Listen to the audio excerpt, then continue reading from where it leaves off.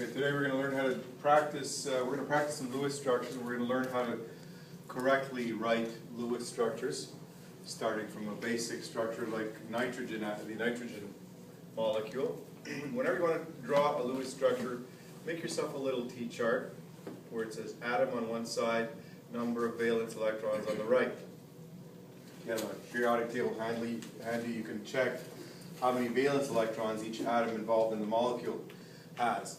In the case of nitrogen, which is in the group 15, the second numeral in the group number will tell you how many valence electrons it has.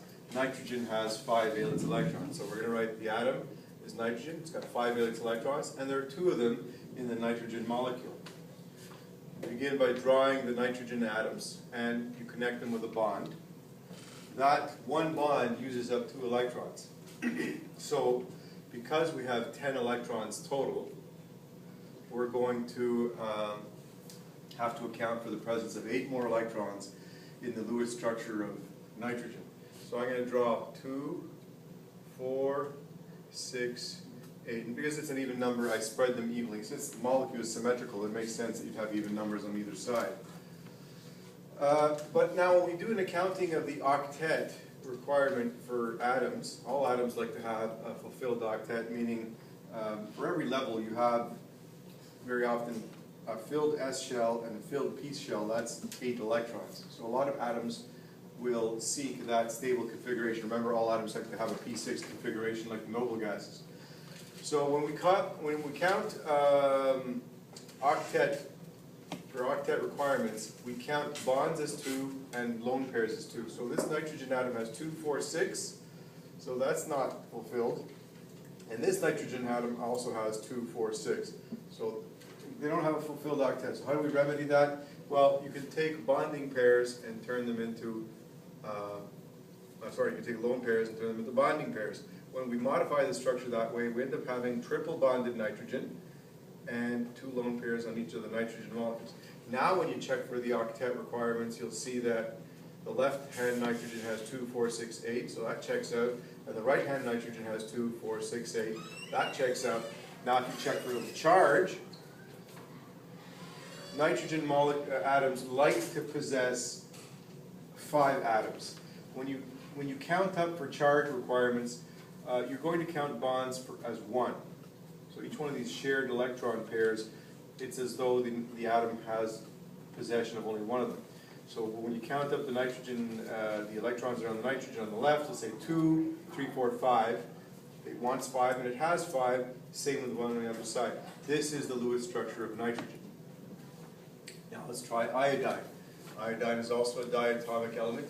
It has a structure I2. Draw yourself a little T-chart. Here's the atom. Here's the number of valence electrons. It helps you keep track of how many electrons there are in the molecule.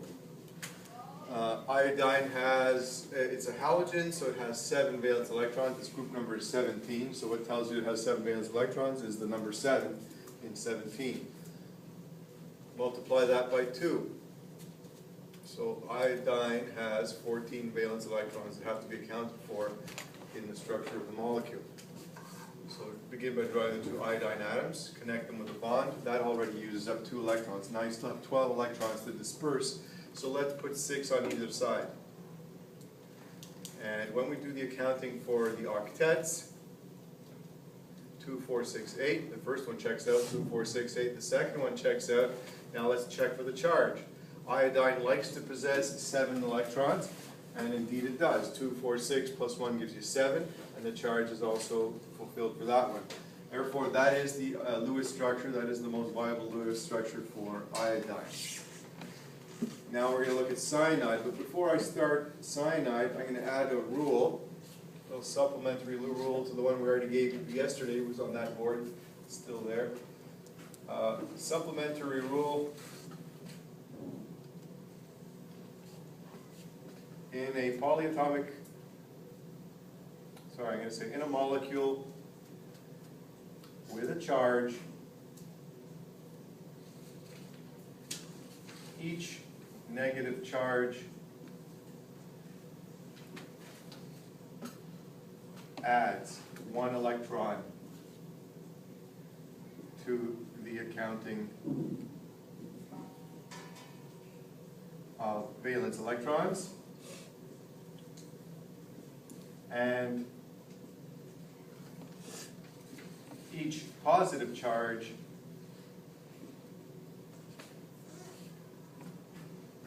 subtracts one electron. So for example, in the case of the cyanide ion, well, I'm going to draw it right now, it's Cn minus. So if you do a little T-chart where you include the atom and the number of valence electrons for each, carbon is group 14, so it has 4 valence electrons. Nitrogen is group 15, so it has 5 valence electrons. And then there's a negative charge on the cyanide anion, so we're going to add 1 more electron to draw the Lewis structure. So the total number of electrons in cyanide is 10. We begin by drawing a preliminary structure with a carbon connected to a nitrogen. That uses up 2 electrons. We have to disperse 8 more electrons. So we're going to put 4 on this side and 4 on that side. Now let's check for octets. Right away we can see 2, 4, 6, carbon does not have a fulfilled octet. 2, 4, 6, nitrogen does not have a fulfilled octet. So neither one, that's not a, I'm going to write that there, it's going away, put it here. Neither one of the atoms has a fulfilled octet, so we're going to stop right there and we're going to re-engineer this molecule. Let's say we take a lone pair from here, put it there, and take a lone pair from there and put it there. Let's see what we get when we do that.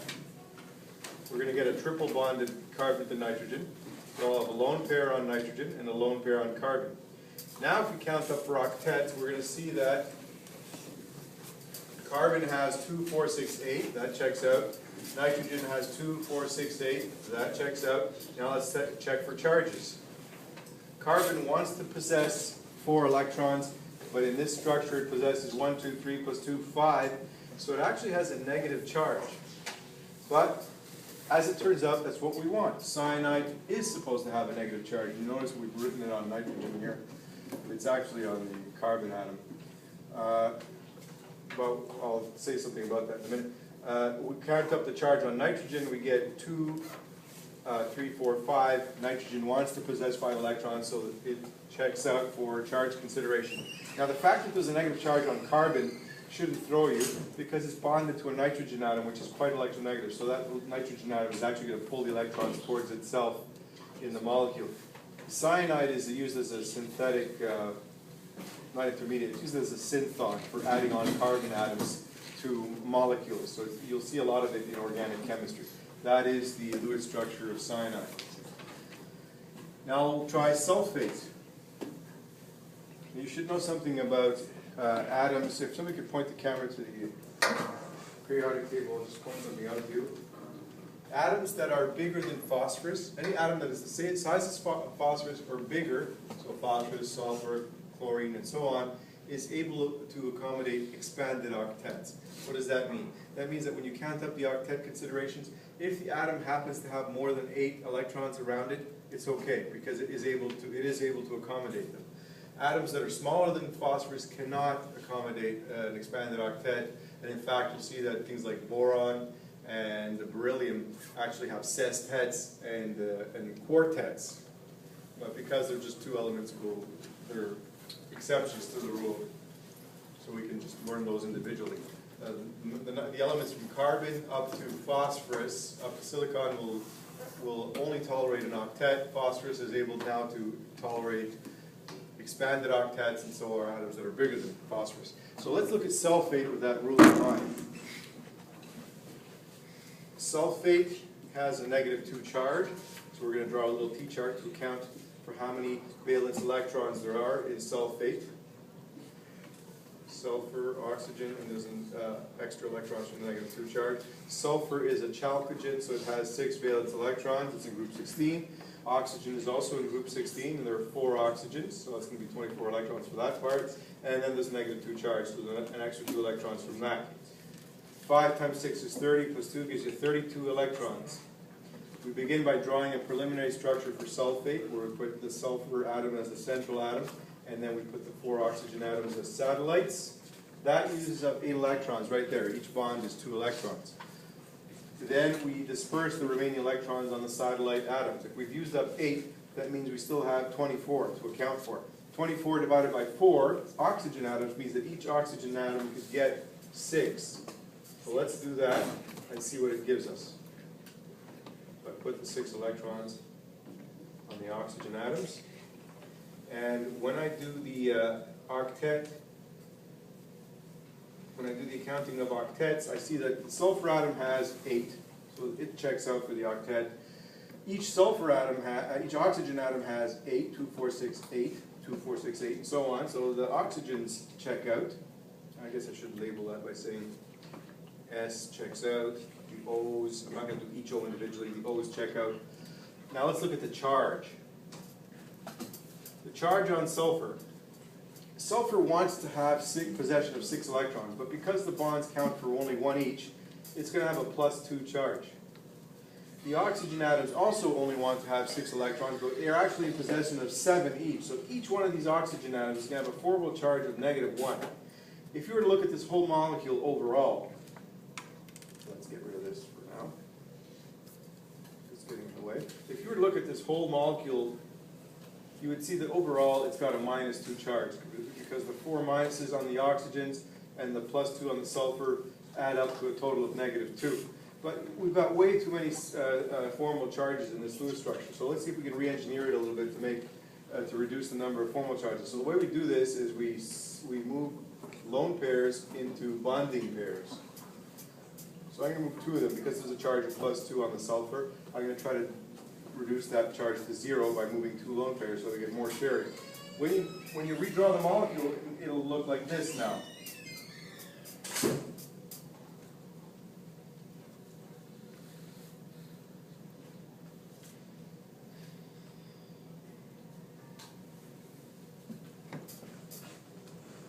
There's one of the structures of sulfur. Now, sulfate.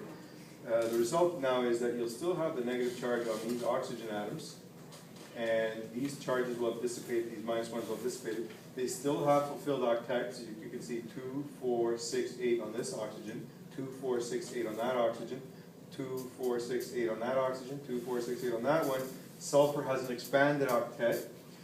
The charge on sulfur now is going to be, remember you count bonds for 1, so it'll be 1, 2, 3, 4, 5, 6. It has possession of 6 electrons, so there's no formal charge on sulfur. The only 2 atoms that have formal charge are these 2 oxygen atoms. So that gives the molecule an overall charge of -2. But in addition to that, we have to keep in mind that this is a snapshot of the molecule, say, captured over a millionth of a second or a trillionth of a second. Electrons move at 2/3 the speed of light. So this is not real. That's not what it looks like. What it really looks like is that you have 1, 2, 3, 4, 5, 6 bonds shared over 4 positions. So the bond character of each of these oxygens connected to sulfur is equal. The molecule is symmetrical. They have equal bond character. So each of them has 1.5 bonds rather than 2 double bonds and 2 single bonds. One of the ways, the traditional ways they portray it, is by showing resonance. They show the double bonds changing position. But even that does not capture the idea of what's actually happening. What's actually happening is that the electrons are being delocalized. They're all over the place in there. They're not sticks that are moving around. They're electrons. They're particles with wave properties, and they're moving around there at 2/3 the speed of light.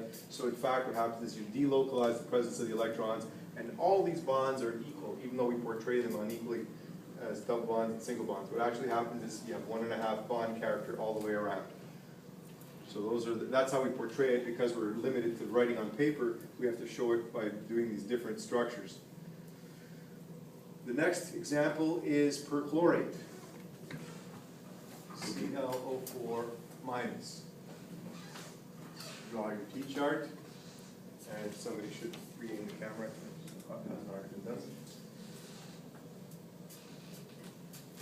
Number of valence electrons. We have chlorine, we have oxygen, and we have an extra electron because of that negative charge. Chlorine has 7 electrons because it's a halogen.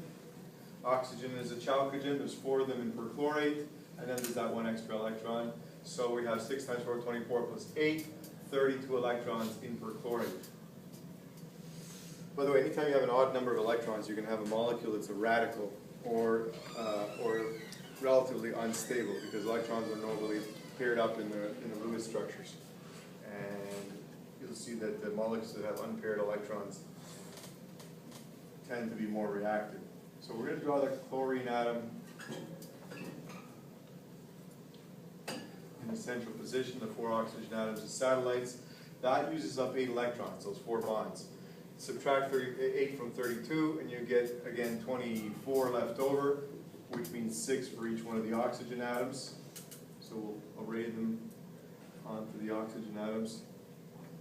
And now we've got 32 electrons. If you do if we count for the octets, you'll see they're all fulfilled. If we do the formal charges, you'll see that each oxygen atom ends up having a -1 charge, and chlorine ends up having a +3 charge, because chlorine wants the possession of 7 electrons, but in fact is only possessing 4 here. So how do we remedy that? Well, we're going to take those lone pairs and turn them into bonding pairs. And we'll do it for 3 of them in order to get rid of the extra charge on chlorine. We do it 3 times because there's a +3 on the chlorine. If you move in 3 bonds, they will go down to 0. Can chlorine tolerate an expanded octet? Yes. Yes, because it's bigger than phosphorus.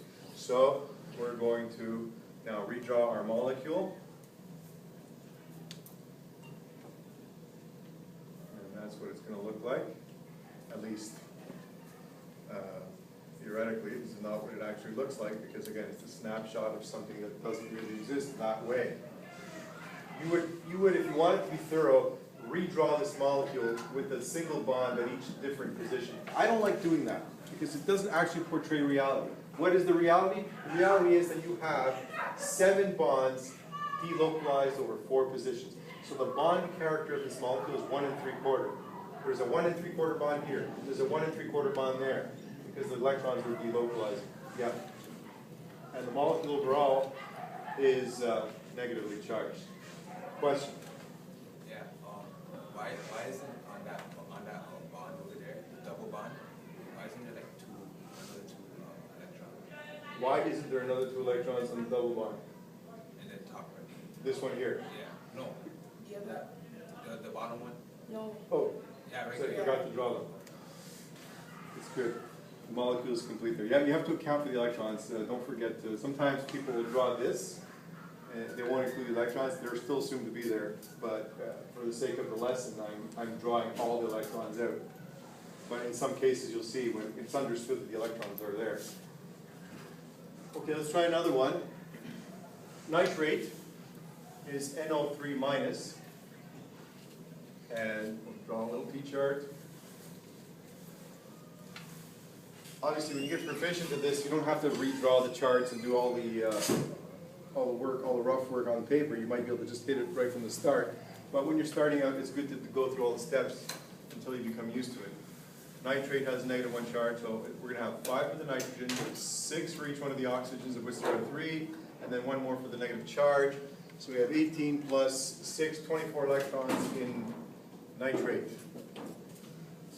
Nitrate is going to throw you off a little bit though, because well, you'll see we use up 3 bonds to connect the oxygens. That's 6 electrons. So now we have 18 electrons that have to be dispersed. So we'll put 6 on each oxygen atom, and the result is that each one of these oxygen atoms is going to have a formal charge of -1. The nitrogen is going to have a formal charge of +2, because, and on top of that, it will not have a fulfilled octet. So we have to remedy that by re-engineering the molecule with the movement of one of these lone pairs into a bonding pair. And the result is you get a molecule that has formal charge still on 2 of the oxygen atoms, and a formal charge of +1 on the nitrogen atom. And of course, this is not the actual structure. What actually happens is you have 4 bonds shared over 3 positions. So the bond character is 1 1/3. So you can redraw it saying, well, it also looks like this. And like I said, I don't like drawing these structures because they're misleading.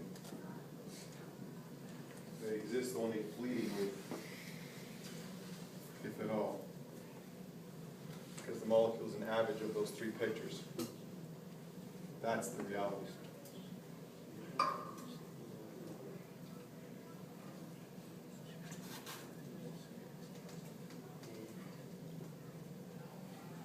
Okay, and where's the formal charges? Here on oxygen, here on oxygen. This oxygen has formal charge, so is this one, and the nitrogen always has a plus. So this molecule is actually an average of these three pictures. So if you were to average these three pictures out, you would have a 4-bond dispersed over 3 positions, so 1 1/3 bond character. The molecule is actually symmetrical. The last one we have as an example is ammonium. I want to throw in one example with a positively charged molecule.